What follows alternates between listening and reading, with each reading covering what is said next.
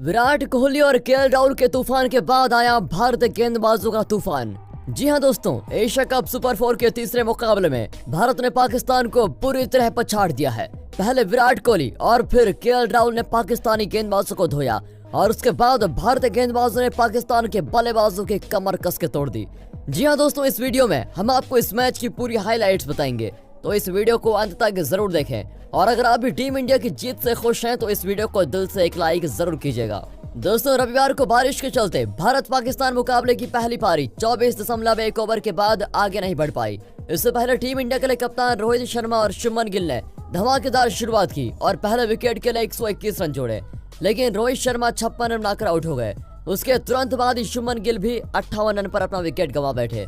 उसके बाद 147 पर 2 के स्कोर पर रविवार को मैच खत्म हुआ और आज फिर यहीं से शुरुआत हुई केएल राहुल और विराट कोहली के साथ, जहां टीम इंडिया को इन्होंने एक जबरदस्त स्कोर तक पहुंचाया और 233 रनों की बेहतरीन साझेदारी की।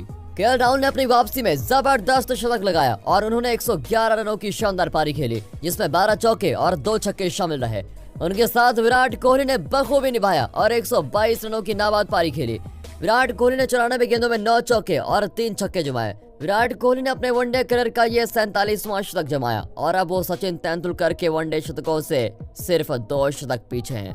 बता दें कि राहुल और कोहली ने भारतीय टीम के लिए एशिया कप टूर्नामेंट के इतिहास में अभी तक की सबसे बड़ी साझेदारी निभाई और इस तरह टीम इंडिया ने पहले बल्लेबाजी करते हुए 356 रनों का विशाल स्कोर खड़ा कर दिया। पाकिस्तान के लिए शादाब खान और शाहीन शाह अफरीदी ने एक विकेट लिया, जबकि हारिस रऊफ और नसीम शाह को बीच मैच में ही चोट लगी, जिसके चलते वो अपने ओवर पूरे नहीं कर पाए। इसके बाद जब पाकिस्तान की टीम बल्लेबाजी करने उतरी तब उम्मीद थी कि वो ताबड़तोड़ शुरुआत करेंगे, लेकिन ऐसा कुछ भी नहीं हुआ। भारतीय गेंदबाजों ने ऐसी जबरदस्त गेंदबाजी की कि पाकिस्तान के बल्लेबाज अपने हाथ ही नहीं खोल पाए।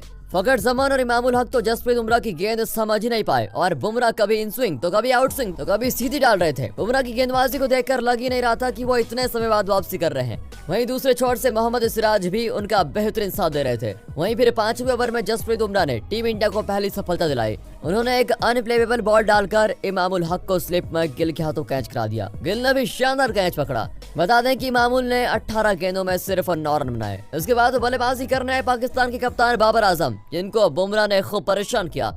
बाबर को तो कुछ आइडिया भी नहीं था कि बुमराह की गेंद इन स्विंग आ रही है या आउट स्विंग। वो लगातार बीट हो रहे थे। जिस अंदाज में भारतीय गेंदबाज गेंदबाजी कर रहे थे, उसका भारतीय फील्डर भी पूरा मजा उठा रहे थे और उन्हें भी पाकिस्तान की बल्लेबाजी को देखकर हंसी आने लगी। वहीं फिर 11वें ओवर में हार्दिक पांड्या ने एक जबरदस्त इन स्विंग गेंद डालकर बाबर आजम को क्लीन बोल्ड कर दिया और यहाँ से तो फिक्स हो गया था कि ये मैच भारत के पलड़े में आ गया है।